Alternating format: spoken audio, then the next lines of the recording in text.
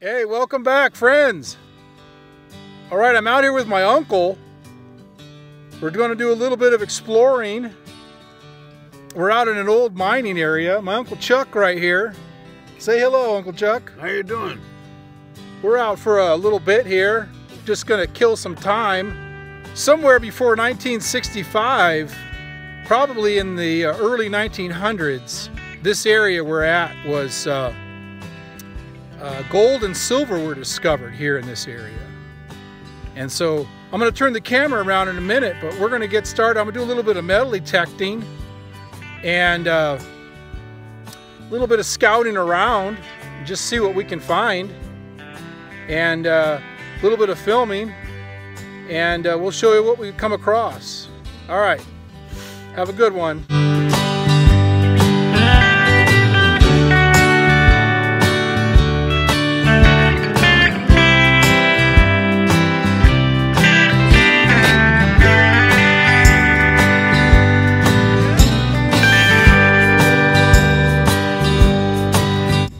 Here you go. What do you think? That's those are my finds from detecting. You're not going to get rich pretty quick on that.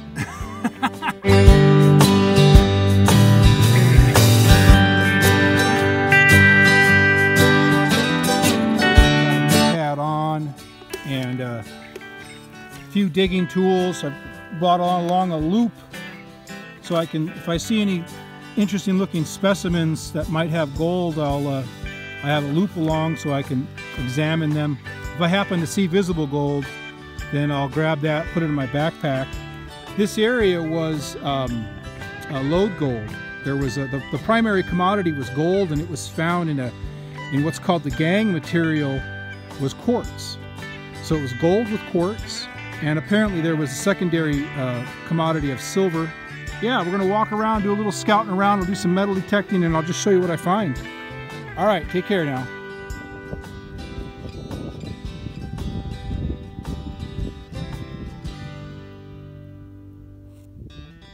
All right, I got a first couple of targets, and it's kind of the typical piece of a bullet and what appears to be a bigger piece of a larger bullet.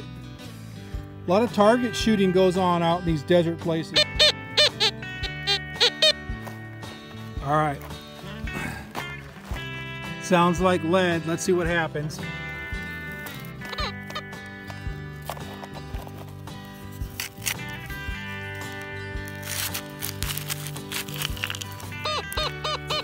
It's in the scoop.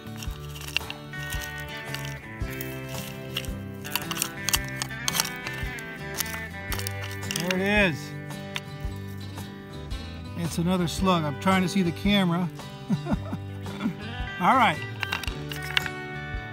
More later. What I'm really kind of looking for here is where the old timers would have camped. You know, I'm looking for hospitable ground to put up a cot and have a campfire. Because I'm really out here looking for the odd coin, the dropped coin. Probably in the late 1800s is when the gold was discovered out in this area, and the work continued until, you know, probably in the early 1960s. And there was probably a break during World War II. All the mines were shut down except for the ones that were important for the war. I'm gonna see what I got here. I can see it right now.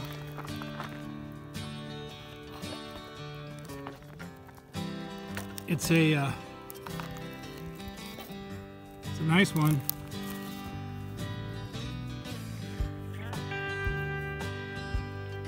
It's a nice copper jacket slug.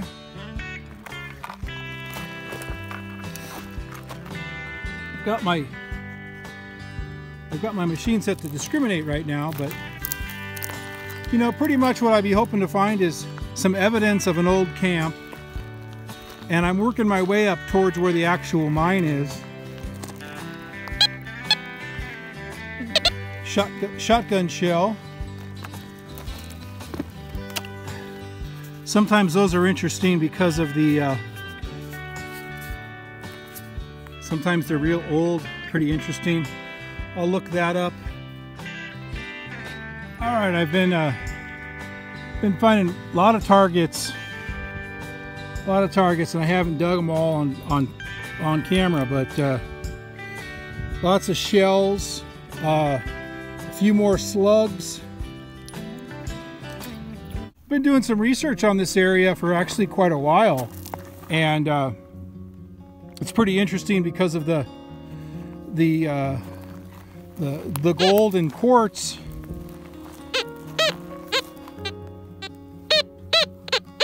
The gold and quartz, and also the silver, but primarily the gold and quartz. You know, I have not done a whole lot with gold and quartz, and that's always kind of interesting to me. Let's see what this is. It's in the scoop. Oh, there we go. Oh, nice. A whole bullet again. If you recall, in one of my other videos, I found a pretty neat old 44 Bulldog that was like this. It was a whole bullet.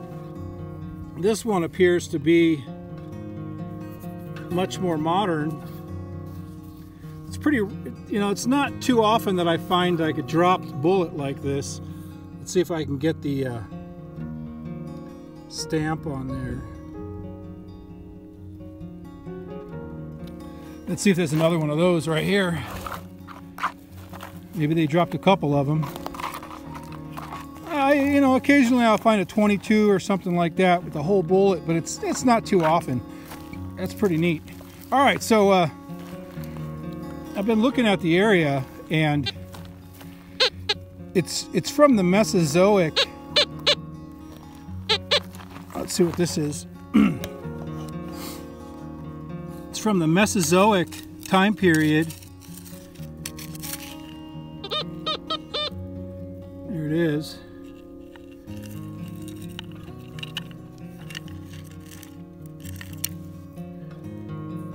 At least part of it. Little piece of a copper jacket, perhaps. Let's see if. Yep.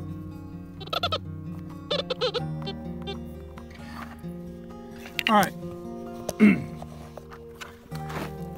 So there's a lot of targets, a lot of trash targets, and interesting targets too. I really haven't found a place that would be a suitable camp.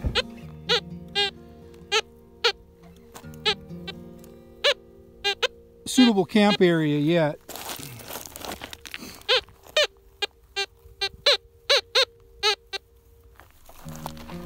I'm getting close to an area that's kind of leveled off.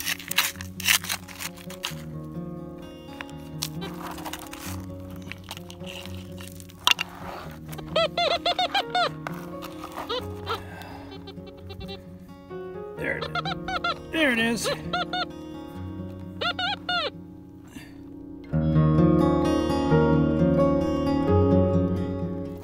Getting closer to the mine here. You can see these are all creosote bushes out here, and very harsh climate, very dry. It's really actually very beautiful weather right now. It's probably about 80 degrees in the sun, and this area, like I was saying, was very interesting to me because of the occurrence, the primary commodity being gold in quartz. That's how they discovered it, probably somewhere in the early 1900s, late 1800s, in rocks just like these. Somebody saw a vein, they observed something that was interesting, and they pursued it, and they burrowed down into the ground and followed that vein. And sometimes it would end very close to the surface. In fact, most of the time they ended fairly close to the surface. but sometimes they went rather deep, hundreds of feet, maybe thousands of feet. And so you'd have a real hard rock mine, or also known as a lode mine. Now the interesting thing about lode mines for me is that, you know, obviously I'd love to find an unnoticed vein. Obviously that'd be fantastic, but for me as a placer miner with a dry washer in this kind of area, let's just say that the vein was running across this little ravine here for a couple 100 million years, or maybe 50 million years. Mother Nature and the weathering, chemical weathering, and Mother Nature was wearing that vein down, breaking down the rock, wearing down that vein. And so the gold would be in these rocks, and it would be down this gully, and it would be transported by infrequent rains, and it would make it so far down the hill that, let's say this little ravine right here had some pretty good gold in it. Well, it could be all over the place and down in here, perfect for a dry washer, and that would be placer gold. That's the general idea. You have lode, you have hard rock gold, and then downhill from that and around that you have placer gold. And you can just see right here, we're walking on bedrock. You can see the general angle of the bedrock there, and it looks to me like over here, right in this area here, this is an old pack rat nest right here. It could still be a viable pack rat nest. Right here you can see this looks a lot like a fault, like the face of a fault right here. The bedrock dipping down at about a, I don't know, 80-degree angle or something, and this actually looks to me like another rock type right here. So this is probably a contact zone right here, right where this little gully is running. When I get a little double tone like that, that's more attractive to me. I want to dig that. Let's see what we got here.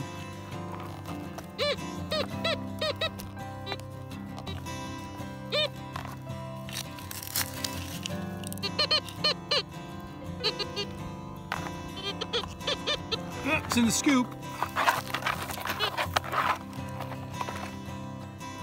Looks like another piece of a bullet.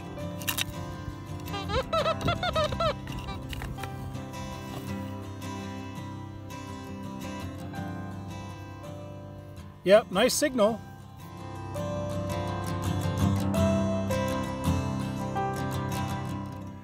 The ground is a little bit flatter, and I can't count the signals.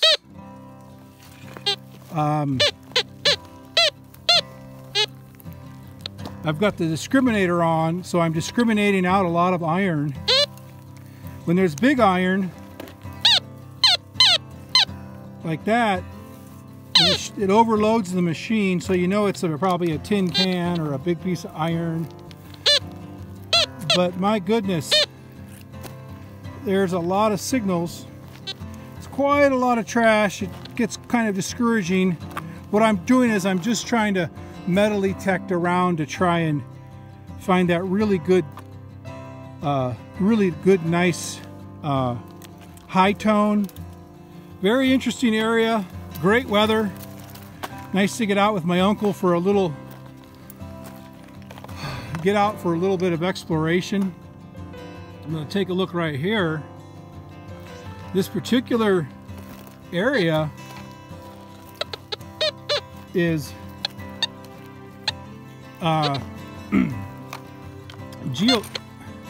geologically, from the research that I did, this area is from the Mesozoic time period. in essence, that's about 60 million years ago to 250 million years ago were the origins of this rock and these hills. You can see right here, what we're coming up on is a pretty nice sized gully. Pretty good sized gully. You almost might call that a canyon. It's actually a very big gully. Now what I see here, there may have been a structure on here,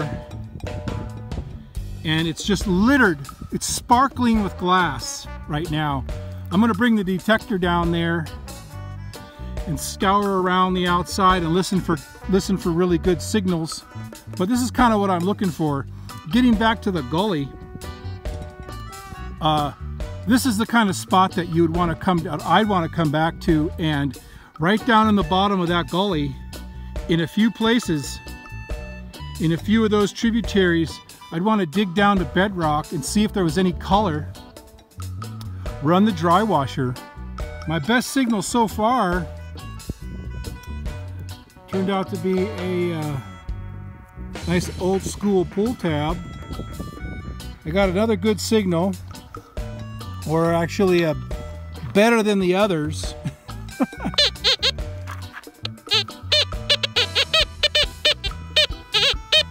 With my machine, when they get the double tones like that, it's usually better than average target. So let's see what we got here.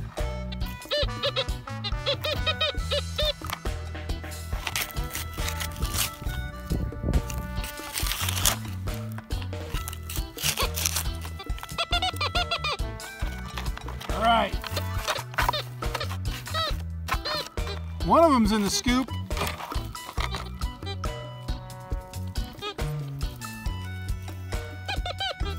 Ah. There you go. So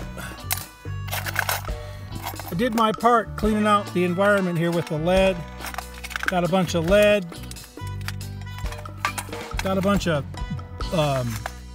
shells from bullets.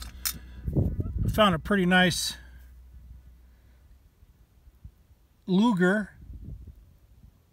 Did my part on this trip cleaning up the environment again. I got a lot of pieces of lead, some copper, bullet shells, a couple pull tabs, which, you know, I'm glad I dug those, because those give the signal of a ring. You know, it's like that was a piece of jewelry.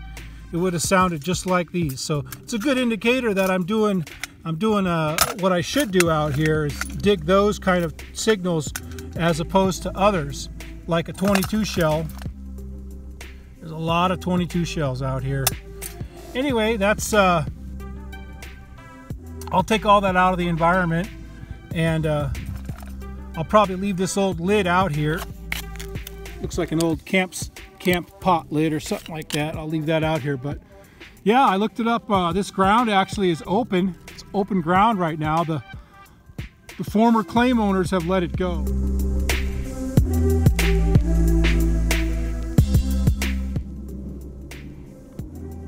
All right, nice trip, short trip. Got some detecting in, a little bit of exploring. My uncle loves it out here in the desert, just like I do. So we had a good time. Found quite a bit of lead and some brass, and didn't really find any treasures. Found a couple pull tabs. Found a nice old bullet, or a nice whole bullet anyway.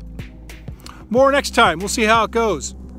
I wanted to just thank everybody who's leaving comments on the videos and giving the video a thumbs up. If you haven't subscribed to the channel, please subscribe. I appreciate it. Share the channel with your friends if you don't mind.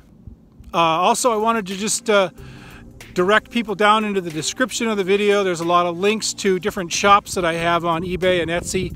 I'm trying to keep, as I say in my a lot of my correspondence, trying to keep gas in the tank and stew on the campfire for another trip. Thanks very much, everybody. I've got a group of friends that I've met on YouTube also. Some of us, we started a club called the YouTube Friends Ratings Club, the YFRC. And if you're a creator and you've got a YouTube channel and you want to join our club, we're trying to help each other's channels, support each other, and grow our numbers. And you can read about it on my website. There's a page called the YFRC. You can read about it there. Great group of people, real nice people from around the world. One of our members, Joseph with Green Mountain Gold Trap, he's having a sale right now on his gold traps. So he's got a pretty good sale. I believe he's got a 20% off for his Green Mountain Gold Traps. Anyway, I got to get going. Y'all take care, and thanks very much. Hey, there he is, Uncle Chuck. Hey, how you doing? Doing well. How are you doing? I'm doing okay. All right, here's the targets that I found. What do you think? Looks like a bunch of junk. That's a lot of times that's what I find. A lot of lead, a lot of brass. All right, let's get going, all right? Here you go. What do you think? That's those are my finds from detecting. You're not going to get rich pretty quick on that. People must come out here just target practicing. A lot of target practicing, yep. Yeah. Yep. That was from the whole walk that I took. Mm-hmm. And there was a lot of targets I didn't dig.